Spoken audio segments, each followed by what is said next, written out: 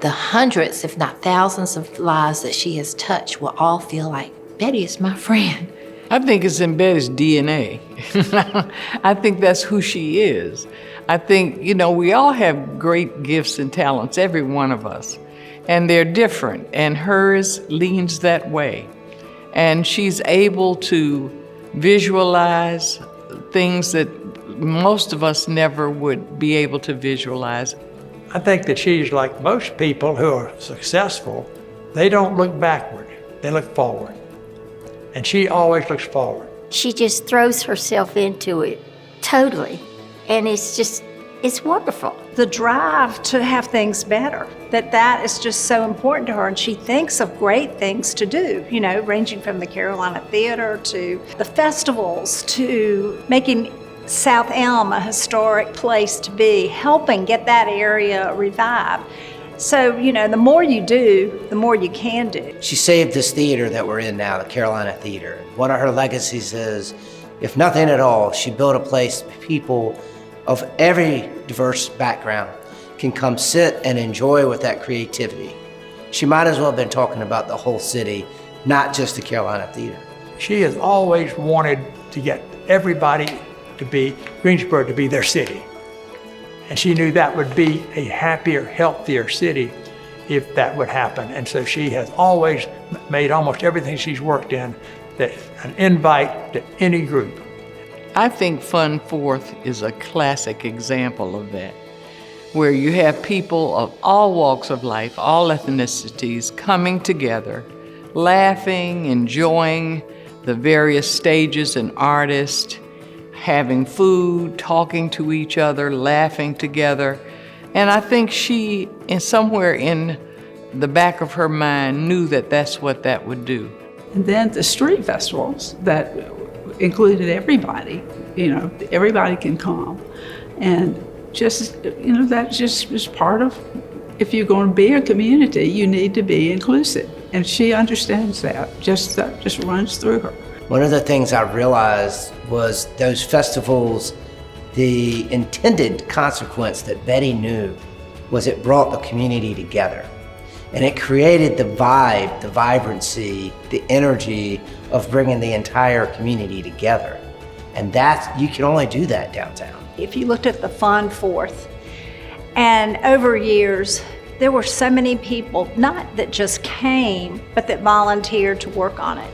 And I know she had a following of people that worked every single year. Well, you would kind of know who they were, and then the next year it would be another group and another group.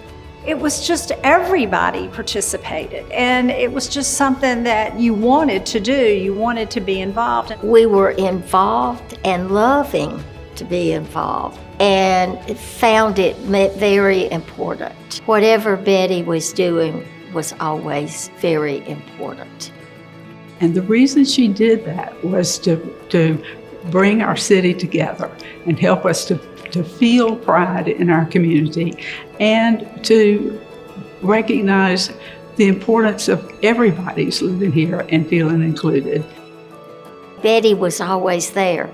She was sweeping the pavement. She was doing whatever the rest of us were always doing.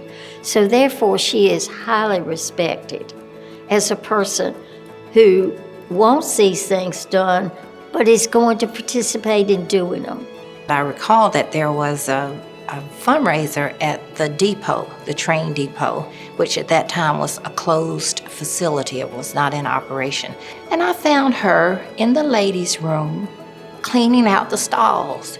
And I thought to myself, this is Mrs. Cone. And I thought to myself, if she is humble and meek enough to go in and clean out a toilet stall in a decrepit building which was closed for operation, then I felt a sense of determination and a sense of mission and purpose, and I just connected with that, and I said, I want to be a part of that. I want to help. She is rare because she can envision things.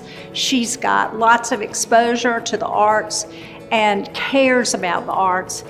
But then she knows technically, from a business standpoint, how to get things done. Nobody can say no to Betty.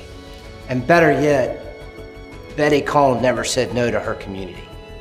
And that's a tremendous thing that we all respect in Betty. Betty does not seek attention. She does not seek recognition or awards, and I think deeply that this award comes to her as not only a surprise, but as something that will warm her heart for the rest of her life. It's with great appreciation that I say thank you to NCCJ for honoring me with this 55th Brotherhood Sisterhood Citation Award, along with Kitty and Earl Congdon. I particularly want to thank my husband Benji and my sons BC and Sam for giving me space and encouragement over the years to take on volunteer efforts and leadership roles in the arts, education, preservation, and downtown revitalization. The goal to establish centrally located arts facilities to serve community arts and city arts was handed off to the Arts Council. So as the brand new president, I appointed Sam Hummel as chairman of a committee to tackle this goal, and we set to work. The Arts Council pledged to buy and save the Carolina Theater, and we challenged the City Council to do the same to create a cultural center, which they did over on Davie Street. And so the community has really profited by those efforts over the many years. It made a big difference in our community and the region. This effort led me to an interest in preservation, as Old Greensborough was named to the National Register of Historic Places. And that sort of turned the community attention to downtown. Fun Fourth Festival started as a celebration in 1976 of the founding of our country. So when Mayor Melvin calls up and says, "Please keep it up," you tend to do it. Then City Stage and Festival of Lights emerged and were successful due to our supportive sponsors and the hordes of volunteers that came to help bring people together downtown.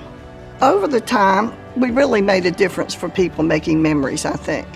Derek Ellington was one of our volunteers. He was the chief bagman for City Stage one year, coordinating his Nat Green Kiwanis Club volunteers as they picked up the ticket money from the streets and brought it back to the bank to the accounting team. Making a difference by making opportunities for people to enjoy coming together from all corners of the community and making memories for themselves and their children, seeing them catch on that everyone would really like the same things for their families, regardless of which corner of the city they live in. Their smiles are payment for all of us volunteers. Benji and I attended a national conference of Christians and Jews banquet 50 years ago when Uncle Caesar was being honored with this very same award. It was my introduction to NCCJ, and it was very inspiring to learn about the mission of the organization that's made a huge difference to the quality of life in our county over the last 50 years. So I think I've helped forward the NCCJ wagon a bit, and I am very honored to accept the Citation Award.